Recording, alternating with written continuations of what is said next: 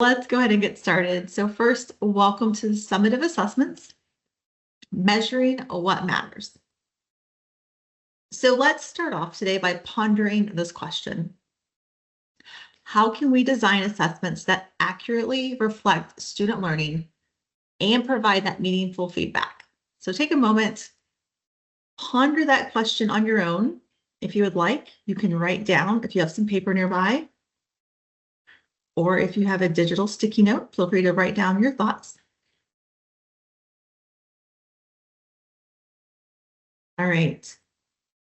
You have a response in your head? Okay, keep it there for right now. So like I said, welcome. My name is Mandy Green, work for Goodheart-Willcox. We're so glad you've joined us today for this quick 30-minute webinar talking about all things summative assessments. So as you can see, we do have 3 learning outcomes for today. We're going to look at summative assessments. We're going to look at the alignment between our assessments and our learning objectives. And we're hopefully going to have some new ideas to create effective summative assessments that measure our students' learning. So here we go. You ready?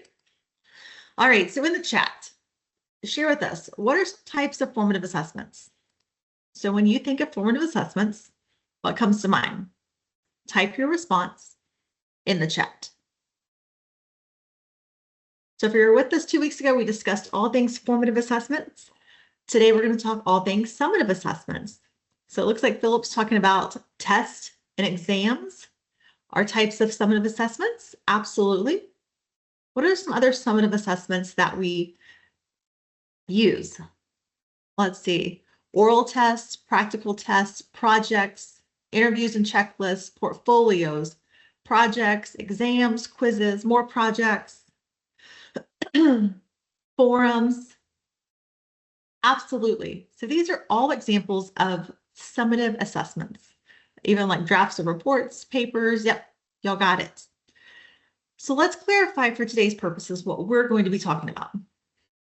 So first we can think of traditional assessments, right? Some things that you have mentioned. Sometimes even those standardized tests fall in here where we're measuring student achievements against a common standard. Also written tests, exams, quizzes, essays that really assess knowledge and understanding of specific content areas. Also, you can think of performance tasks, right? So these are types of assessments that require students to apply their knowledge and their skills to complete a task, such as a presentation, writing a report, or conducting an experiment. And so I feel like all of those things were mentioned in our chat. But then we also have some of those alternative assessments, which were also mentioned in our chat when we think of summative assessments. So things like portfolios, right? A collection of student work that can demonstrate growth and learning over time. We have those projects, right? These might be long-term assignments that require students to research and analyze and synthesize information. And then, of course, also those oral presentations, right? These might require students to communicate their ideas clearly and effectively to an audience. Excuse me. So using your reaction buttons, can you identify various types of summative assessments? Give me a thumbs up, a heart, something that is your response to the question. Can you identify various types of summative assessments? Yep, I'm seeing Gail has a thumbs up. I have like 5 or 6 pages of participants. So I'm seeing many thumbs up that are popping. All right. First thing, so we've identified types of formative assessments. Let's move on to the next one. Let's think about these formative assessments and how they're aligned with our learning outcomes. So last week we talked about how the formative assessments are aligned with learning outcomes. Let's look at these summative assessments. Like, why does it matter if our summative assessments align with our learning outcomes, or LOs? Let's go into this a little deeper. First, does the assessment measure what the learning outcome intends to teach, right? So to ensure effective assessment, it's really crucial that we maintain that direct alignment between assessment and learning outcome, right? The assessment should specifically target the skills or knowledge outlined in that objective, making sure to avoid any unrelated or tangential elements. Also, those learning outcomes must be clear and specific to provide that foundation to help us better design assessments that accurately measure student learning. All right, next question. Ready? So why does this alignment matter? Is the assessment at an appropriate level of difficulty for our students, right? To create an effective assessment, we have to consider our students' prior knowledge, their skills, and their abilities. While we want the assessment to be challenging enough to stimulate thinking, we don't want it to be so difficult that it frustrates students. Additionally, we need to think about, does it offer opportunities for students to demonstrate the understanding at different levels of complexity while allowing for differentiation in instruction and assessment, right? Next one. Does the assessment provide opportunities for students to demonstrate their understanding at multiple levels? So what we just mentioned in the previous slide, right? So being able to employ a variety of assessment methods. As many of you mentioned in the chat, there are written, oral, and performance-based assessments that you're currently using. Also, when we think about authentic assessment strategies, we really want it to incorporate real-world tasks and problem-solving activities that can effectively assess students' application of knowledge. And us in the career and technical education space, that comes very naturally as we take the content and we apply it to real-world skills. Also, when we think about this ability for students to demonstrate understanding at multiple levels, does our assessment offer students some type of choice in how they demonstrate their understanding? Remembering that that student choice can also foster engagement and motivation. All right, so I'm going to run through a case study next. If you have any examples of some summative assessments that have these similar case study elements, feel free to drop your comments in the chat so that we can learn with and from each other today. So let's say that we have a digital media course. And these are our learning outcomes, right? We want them to demonstrate proficiency in an industry-based or standard graphic design software, to create visually appealing designs, and to apply the principles of design. So what might our assessment look like? We might have a digital portfolio that allows students to show growth and learning over a period of time. This could be something where it involves print design. So maybe it's business cards, flyers, brochures, and posters they've created over the course of the unit or chapter. Maybe that involves web designs that are the mock-ups, landing page, different interfaces. And maybe that includes some type of social media graphic, like posts, let's see, banners, or even infographics. So maybe we're building a digital portfolio. Then, because we have a portfolio, there's some type of assessment criteria, right? The summative assessment allows students to showcase their skills in this real-world context while demonstrating their abilities to apply the knowledge and skills to create high-quality digital designs. And the assessment criteria might involve, excuse me, technical proficiencies, design quality. You might be evaluating them on some type of rubric with creativity and innovation, professionalism, and then also those problem-solving and critical thinking skills or soft skills. So this could all be assessed on some type of rubric. If you have an example of a summative assessment, maybe that's a performance task or a portfolio, and you have different types of assessment criteria or rubrics, please share in the chat some of your experiences or ideas or thoughts about this type of summative assessment so that we can learn with and from each other as we continue to explore summative assessments today. Now, while you're dropping those in the chat, I see some coming in. Like Philip's talking about, although I treat as online participation use of targeted discussion prompts to connect understanding of their own words to relative theory. Absolutely, that works. The online participation definitely works there as well. Thanks for sharing that. So as we have some more examples coming in the chats, let's do a little quick check for understanding.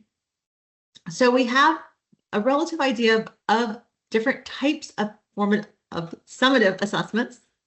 Now, are you starting to see the alignment between summative assessments and LOs? If you are, give us a thumbs up using the reaction buttons. Excuse me. All right, I'm starting to see some thumbs up pop up.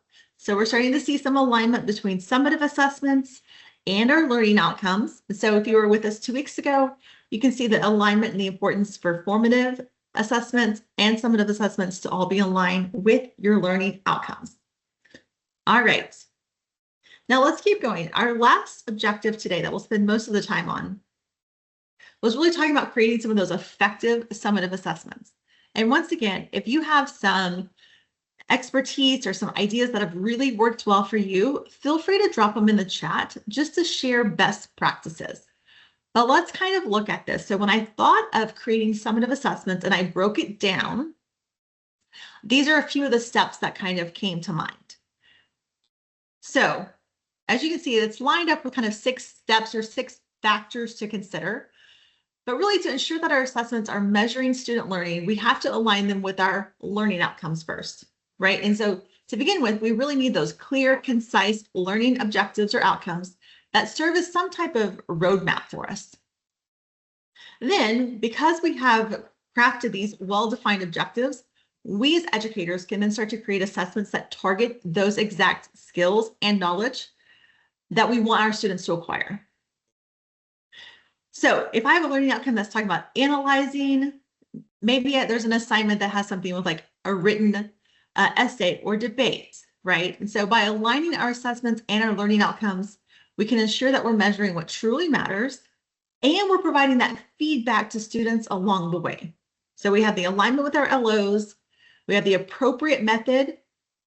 Are we looking at projects, portfolios, oral, written? Do we have a clear rubric that will help us provide that timely feedback? And then some additional considerations thinking about accessibility, fairness, and also, is this a great place to integrate technology? Does that help them show off their skills? Does that provide for student choice? So those are some things that when we think about creating effective summative assessments, we can go to. So when you think about creating an effective summative assessment, what are some steps or ideas that come to mind? Type them in the chat one more time so that we can share with each other. Excuse me. So when you think about creating effective summative assessments, what are some factors that you consider? Let's see. I see a few people are starting to type in the chat. Right, so we're making sure that we're measuring what we intend. Common misalignment, some you see within their program is where the learning outcome is teamwork. The assessment evaluates the quality of the team project, however, not the demonstration of teamwork skills. Gail, that's a really great example. Thank you for sharing that with us. Absolutely. What else comes to mind when you're thinking about creating these effective summative assessments? Let's see, I see a couple more people are typing in the chats. We'll give them just a few seconds so that their ideas can be shared with everyone else.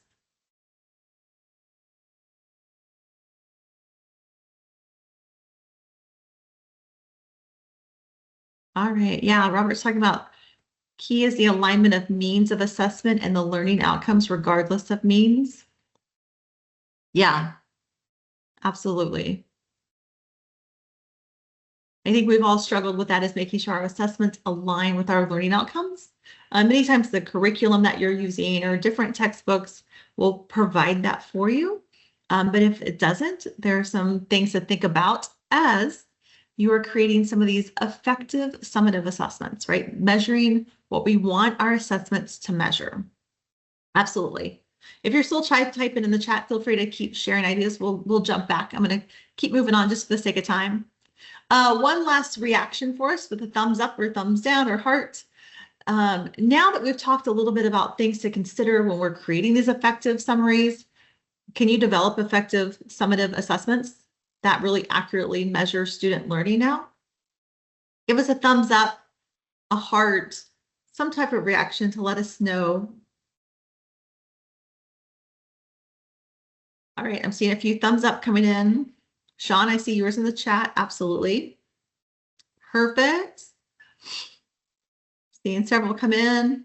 Yep, Dawn, I saw yours. Awesome. All right. So let's stop and think for a moment.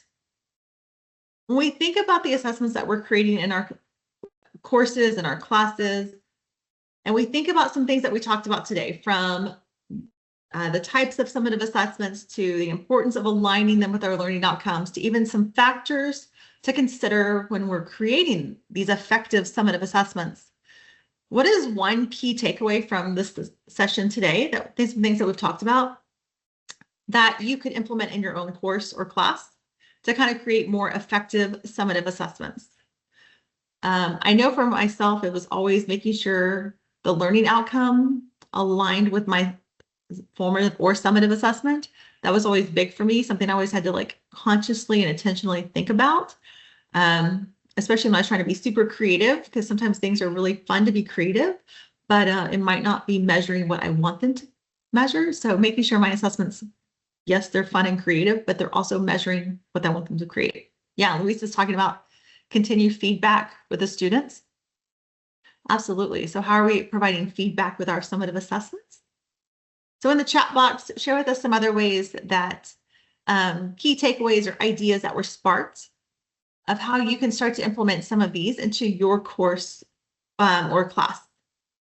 Let's get about 2 or 3 more responses, and then we'll keep moving on. I'm seeing Louise's is getting quite a few thumbs up. So if you agree with Louise's, you can also give it a thumbs up. I think that feedback is something we constantly talk about, making sure students are getting the feedback that they need. Yep, Sean's thumbs up, absolutely. Yeah, and Robert, well not mentioned, we'll continue building tables of specifications between the learning outcomes and the means of the assessment. Yeah, absolutely. Absolutely. All right. What other ones do we have coming in? All right, we're going to keep moving. So hopefully today you've gathered some ideas. We talked about different types of formative assessments. You're all on the right track, right? Projects, portfolios, tests, quizzes, oral reports, written reports, all types of summative assessments. Then we realized the importance of making sure they're aligned with the learning outcomes so that we're measuring what we intend to measure. And then we looked at a few factors of ways that we can make sure that they are effective, right?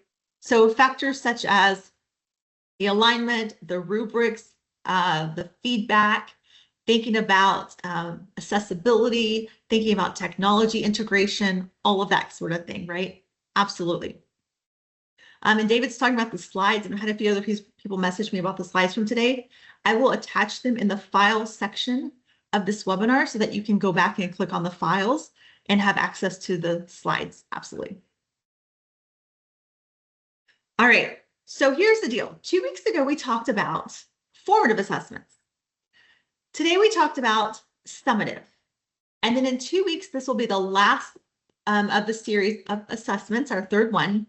And we're going to talk about performance tasks, right? So we're really going to dive into performance task assessments that really go beyond like memorization. We're going to explore a few steps on how to design these tasks that will really help to showcase those complex skills and knowledge across different subject areas. We're also going to look at crafting some rubrics that align with our performance task for really effective and easy evaluation, ensuring that our students are demonstrating their learning through real-world application. So if you want to join us for that, which will be the last one of the 2024 calendar year as well, feel free to scan that QR code. I'm also dropping the link in the chat. We would love to have you join us in 2 weeks for performance task, putting learning into action. And then also, as always, their certificates are available to you in the file section of this webinar, but you can also access them in a shared Google Drive folder, which I'll put the link in the chat as well. And they're already ready for you. You just have to print them off, and then you can type in your name at the top.